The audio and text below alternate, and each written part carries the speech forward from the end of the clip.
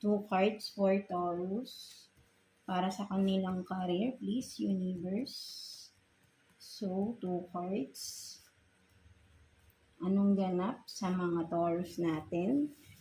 sa inyong career, right? So, let's see.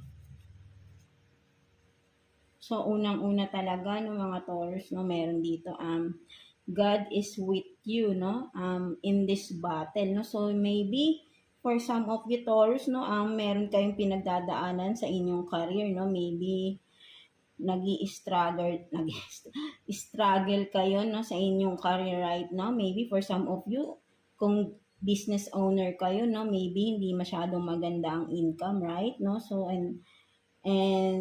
yeah, of course, kung sa job naman, no, if you are working in a company, no, maybe siguro ay may mga hindi magandang nangyayari, no, something like maybe kung mayroon man kayong hinihintay na mga promotions but then hindi pa rin dumadating, no, something like that, and you feel disappointed, right, no, and of course dun sa mga nag-a-apply pa lang siguro, so hindi pa siguro na tatawagan, no, something like that, no, so parang napo-frustrate kayo, no, for some of you Taurus, no, but then don't you worry, right, no, because nakikita ni God dyan, no, di ba, because God is with you, no, in this battle, no, so konting tiyaga-tiyaga lang, no, regarding sa business, no, eventually kapag wala namang business na agad-agad ay maganda ang kita, right, no, so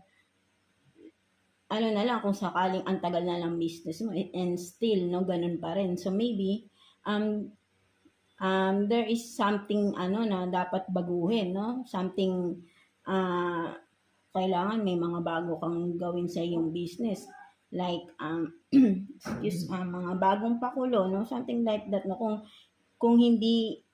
umaayos ang iyong finances, no, or iyong income, no, regarding sa iyong business, no, Taurus, no, so baka need mo ng something new, no, something like that, no, so or kung job man ito, you're waiting for a promotion, so maybe it's not the right time pa rin, no, so maybe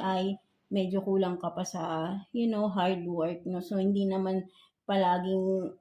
mag-e-expect tayo, right, no, so mas maganda nga don't expect, no, 'di ba, para hindi tayo napo-frustrate, right, no, so and also dun sa mga nag-a-apply pa lang ng work na hindi pa natatawagan, huwag kayong mawala ng pag-asa. Hangga't meron kayong makikitang mga job offers,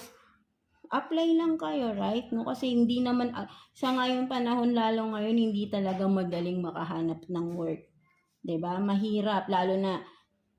dito sa atin kasi